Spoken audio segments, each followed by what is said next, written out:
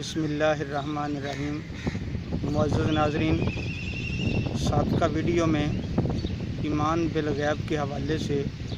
چند ضروری گزارشات کی گئی تھی،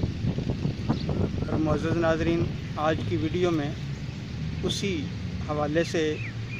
نماز کا ذکر کیا جائے گا، جو ایمان بالغیب کے بعد سب سے بنیادی اور ضروری چیز جس کو قرار دیا گیا ہے۔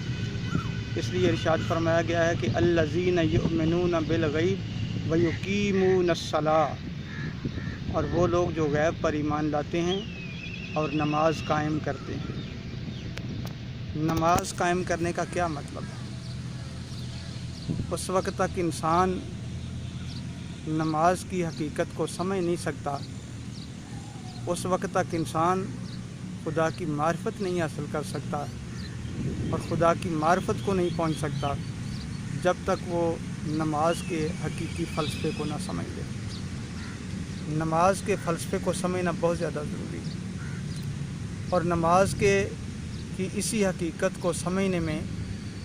دو باتیں جو سب سے بڑی رکاوٹ بنتی ہیں وہ یہ ہیں۔ ایک تو انسان کی اپنی خواہشات نفس ہے جو سب سے بڑی رکاوٹ ہے۔ اس کی خواہشات نفس اور اس کی خواہش اور اس کا ارادہ یہ ہوتا ہے کہ کون 5 وقت جو ہے وہ اللہ کی بارگاہ میں حاضر ہو اور پھر سجدہ کرے سردیوں گرمیوں میں، پھر یہ پابندی کے ساتھ نماز کی ادائیگی اس کے لیے بہت مشکل ہوتی ہے، اور وہ اس رکاوٹ کو اگر وہ دور کر دے تو اللہ تبارک و تعالی نماز کو اس کے لیے آسان کر دیتے ہیں، اور نماز پھر اس کے لیے مشکل نہیں رہتی، اور وہ نماز کے اندر اس کا دل لگنا شروع ہو جاتا ہے، اور نماز سے اس کو سکون ملنا شروع ہو جاتا ہے، اور نماز جیسے ہی وہ ادا کرتا ہے تو اس کے جسم کے اندر ایک عجیب سا سکون محسوس ہوتا ہے۔ اس لیے سب سے پہلے خواہشات نفس جو سب سے بڑی رکاوٹ ہے اس کو دور کرنا چاہیے، اور دوسری بڑی رکاوٹ جو ہے وہ ہیں جو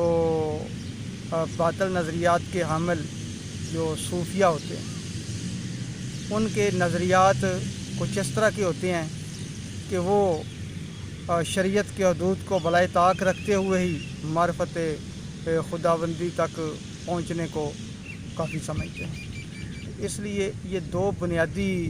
جو رکاوٹیں ہیں، ایک تو خواہشات نفس اور دوسرا باطل نظریات کے حامل صوفیہ کرام، ان دو چیزوں سے جب انسان چھٹکارا حاصل کر لیتا ہے، آزاد ہو جاتا ہے، تو پھر وہ حقیقت میں جب خدا کا حقیقی بندہ بن جاتا ہے تو پھر وہ حقیقت میں نماز ادا کرنے لگتا ہے۔ پھر جب وہ نماز ادا کرتا ہے تو یقیناً اس نماز کے اندر اس کو